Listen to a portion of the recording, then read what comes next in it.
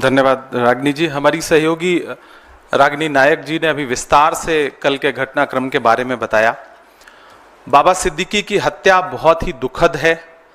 Congress party के राष्ट्रीय अध्यक्ष मल्लिकार्जुन खड़गे जी ने, नेता प्रतिपक्ष लोकसभा में आदरणीय राहुल गांधी जी ने ट्वीट करके अपनी संवेदना परिवार के प्रति और एक निष्पक्ष जांच की मांग की है। मैं महाराष्ट्र से सांसद हूं और कल की घटना से बहुत हैरत में हूं कि मुंबई, जो कि इस देश की आर्थिक राजधानी है, जो राज्य चुनावी मोड में है, जहां इंटेलिजेंस से लेकर के तमाम एजेंसियां सक्रिय हैं, वहां सरकार से जुड़ा हुआ एक हाई प्रोफाइल नेता, जिसे 15 दिन पहले सूत्र बताते हैं मीडिया के कि धमकी मिली, उसके बाद उनकी सुरक्षा बढ़ाई गई, उसे सरेआम दिन दहाड़े गोलियों से भून दिया जाता है, उसकी हत्या हो जाती है। अगर सरकार अपने नेताओं को सुरक्षा दे पाने में असमर्थ है तो फिर मुंबई और महाराष्ट्र की जनता को कैसे सुरक्षा दे सकती है? सबसे बड़ा सवाल यह है। बाबा सिद्दीकी कोई आम व्यक्ति नहीं थे, 3 बार के विधायक, मंत्री, मौजूदा समय में उनका बेटा विधायक, और सरकार जो डबल इंजन नहीं बल्कि ट्रिपल इंजन है महाराष्ट्र की सरकार में, उसके एक इंजन यानी कि अजीत पवार जी के करीबी नेताओं में से थे। उनकी हत्या हुई सरेआम। यह महाराष्ट्र में कानून व्यवस्था रसातल में जाने का सबसे बड़ा परिणाम है। इसकी जिम्मेदारी सीधे सीधे भाजपा के देवेंद्र फडणवीस जी की है। मुख्यमंत्री जी से ज्यादा गृहमंत्री की जिम्मेदारी है। मैं तो यह कहूंगा गृहमंत्री को आगे बढ़कर के जिम्मेदारी लेनी चाहिए। महाराष्ट्र में कानून व्यवस्था बुरी तरह से विफल है। बदलापुर से बांद्रा तक आप जहां भी देखेंगे महाराष्ट्र में ना तो बच्चियां सुरक्षित हैं, ना बेटियां सुरक्षित हैं, ना व्यवसायी सुरक्षित हैं, ना राजनेता सुरक्षित हैं।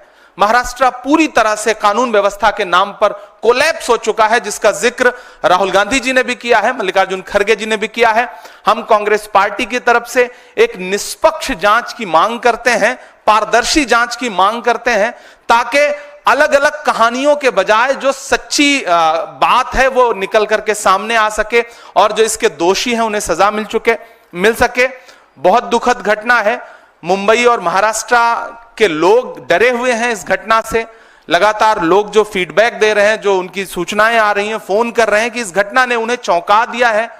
और पुलिस पूरी तरह से, जिस दिन सड़क पर हो, दशहरे का दिन है, त्योहार का दिन है, जिस दिन सुरक्षा व्यवस्था बहुत ज्यादा सड़कों पर होती है, पुलिस के हाथ में पूरी तरह से सुरक्षा व्यवस्था होती है, सजग होती है पुलिस, उस दिन इस तरह की घटना होना, हत्यारे रेकी करते हैं, रेकी करने के बाद हत्या करते हैं, खुलेआम चैलेंज करके हत्या करते हैं। यह सरकार के इकबाल पर गोली चलाई गई है, कानून व्यवस्था के इकबाल पर गोली चलाई गई है और अंततोगत्वा हत्या हो गई। पुलिस रोक पाने में नाकाम रही। तो मुझे लगता है कि महाराष्ट्र के गृहमंत्री को जिम्मेदारी लेनी चाहिए, उन्हें इस्तीफा देना चाहिए। महाराष्ट्र की जनता यह कह रही है और कांग्रेस पार्टी की तरफ से हम यह डिमांड करते हैं कि एक निष्पक्ष कमेटी बनाइए, जांच, जल्द से जल्द जांच रिपोर्ट महाराष्ट्र के सामने, देश के सामने आए, ताकि महाराष्ट्र के लोगों का डर खत्म हो सके। हम इस दुख की घड़ी में जिशान सिद्दीकी जो विधायक हैं महाराष्ट्र असेंबली के, हम उनके प्रति अपनी संवेदना प्रकट करते हैं, बाबा सिद्दीकी के परिवार के प्रति अपनी संवेदना प्रकट करते हैं। एक हाई प्रोफाइल व्यक्ति जो समाजसेवी भी था, जिसे मुंबई पहचानती थी, ऐसे व्यक्ति का मर्डर बहुत ही चिंता का विषय है, बहुत अफसोस का विषय है। हम दुख प्रकट करते हैं। आपके सवाल आमंत्रित हैं, अगर सवाल हो तो। जी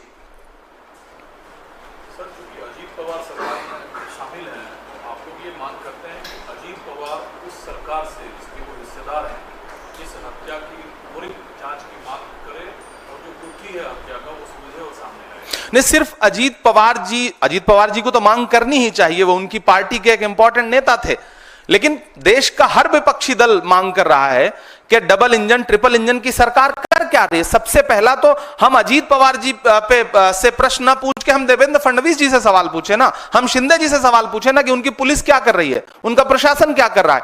हम सवाल को घुमाते क्यों हैं? हमें तो सीधे सीधे महाराष्ट्र की सरकार से, वहां के गृहमंत्री से सवाल पूछना है कि कैसे हत्या हुई, बाकायदा चैलेंज करके हत्या हुई, तो ये तो सीधे सीधे आपकी जिम्मेदारी है। आगे बढ़िए, जवाबदेही लीजिए। अजीत पवार जी सवाल पूछे ही पूछे, हम सारे लोग सवाल पूछ रहे हैं, मीडिया भी सवाल पूछे कि अगर जंगल राज ये नहीं है तो फिर जंगल राज किसे कहते हैं? दिन दहाड़े हत्या हो रही है, मुंबई जैसे, बांद्रा जैसे पॉश इलाके में हत्या हो रही है, तो फिर जंगल राज तो यही है ना? क्या फिर जंगल राज सिर्फ गैर शासित भाजपा राज्यों के लिए शब्द इजाद किया गया है? असल में तो जंगल राज यही है जो महाराष्ट्र में, मुंबई में कल दिखाई पड़ा।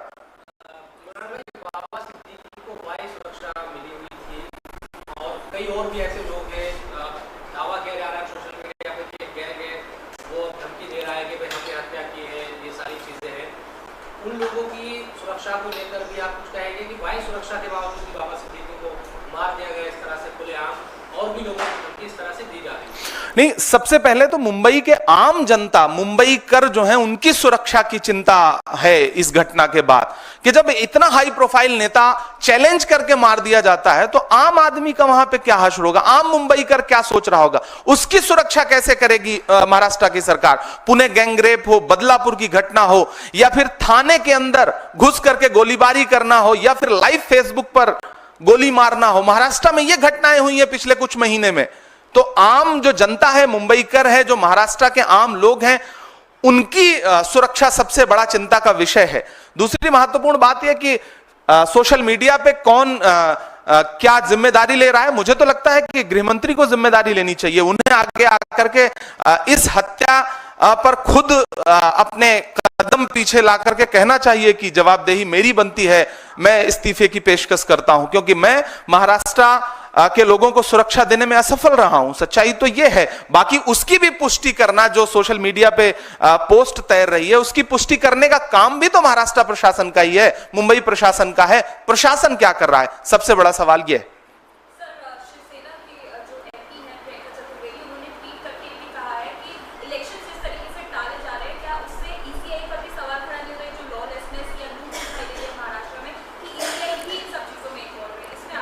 देखिए, मुख्य चुनाव आयुक्त महोदय मुंबई का दौरा करते हैं, महाराष्ट्र का दौरा करते हैं।